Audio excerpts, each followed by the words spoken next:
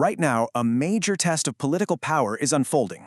But it's not happening on some debate stage, no. It's happening between the White House and a single prison cell. And you have to understand, this isn't some new, modern drama. It's an ancient story. And this one idea, this one principle from Machiavelli, it's the key that unlocks everything we're about to see. Forget justice. This is about one thing: fear. And who's the person who knows the secrets right now? It's Ghislaine Maxwell. From a federal prison cell, she's the one holding all the cards. She's the source of all that fear. So when this message drops, America's Attorney General hopes I die in prison, right after Pam Bondi's frankly disastrous testimony, you have to see it for what it is. That's not just a complaint. That's a warning shot. That's the first move on a very dangerous chessboard.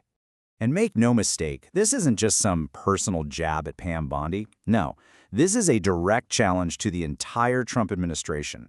It's a strike at the very credibility of the Department of Justice itself.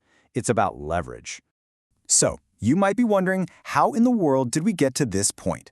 Well, it all kicked off at what was supposed to be a totally routine, forgettable House Judiciary Committee hearing. But that hearing, it became the crack in the wall, the catalyst for this whole thing. Okay, look at how fast this all happens. It's breathtaking. First, AG Pam Bondi testifies. Congresswoman Ross asks her a pretty straightforward question about Ghislaine Maxwell's prison transfer. And Bondi's answer? She says she learned about it after the fact. I mean, that's a huge admission of a lack of control. Immediately after, Maxwell's message goes public. And then, her lawyer, David Oscar Marcus, just floats this one little word out there that changes the entire game: clemency, from President Trump. And right here, you can see the two different games being played. On one side, you've got Pam Bondi.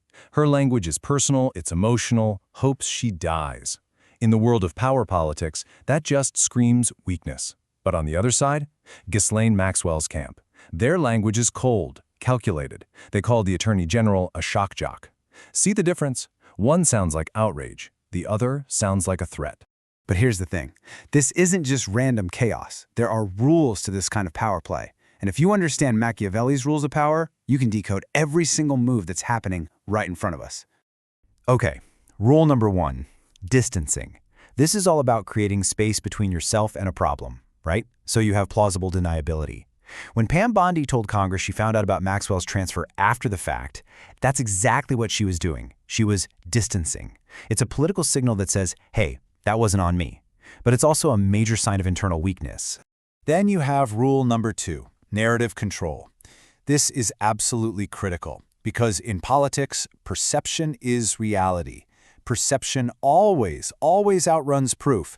So the Department of Justice can use a fancy legal term like privilege for the Epstein files. But what does the public hear? They hear concealment. They hear cover-up. And once that narrative gets out, it's almost impossible to get back under control. Now, this kind of defensive move, it isn't just a one-off thing. If you start looking closely at Trump's allies, you see this pattern emerge, a clear, almost coordinated pattern of silence and avoidance. And believe me, that's not random. That's a strategy. Just look at the list. Caroline Leavitt from the White House says a pardon is not being discussed. Notice she doesn't say no, right? It's a deflection. James Comer, he just avoids the question completely. Congressman Cole pivots to something else, and Congresswoman Maliotakis just leaves the conversation. It's the same play over and over again. Preservation through silence. The problem is, silence only works when you think nobody is paying attention. So you can feel the tension just ratcheting up, can't you? We're way beyond a simple legal case now. This is psychological warfare. And it's all built on doubt. Doubt and the one thing that gives Maxwell all her leverage. And what is that one thing? It's the pressure point. It's the unredacted Jeffrey Epstein files. These are the documents being held by the Department of Justice, and they are the absolute core of Maxwell's leverage. This is what everyone is afraid of.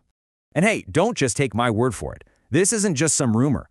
Congressman Goldman has said it out loud. The unredacted files are real, they exist, and the DOJ is holding them back. That's what turns this from speculation into a very, very credible threat. So that brings us to the real question here, doesn't it?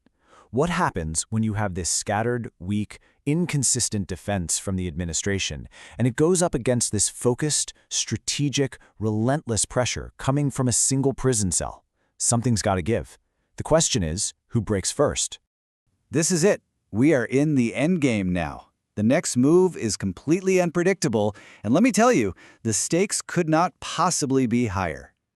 So as I see it, there are really only 3 ways this plays out. First, containment. They manage to tighten up their messaging, kill the story, and hope public interest just fades away. Second, a controlled release. They strategically leak a few documents to get ahead of the narrative and try to absorb the damage on their own terms. Or, option 3, fracture. This is the most dangerous one. This is where the institutions start turning on each other, the leaks become uncontrolled, and the whole house of cards just collapses. Which leaves us with those classic Machiavellian questions, right? Who really controls the perception here? Who can hold their silence when the pressure is on? And the big one, who is going to move first? Because that, right now, is the most terrifying part. Nobody has moved. We're in a stalemate. It's this moment of incredible, unresolved tension, a political chessboard that's just wide open. And an open board where any move is possible? Well, that's the most dangerous kind of board there is. Because if there's one thing power fears more than anything, it's unpredictability. And right now, nobody knows what's coming next.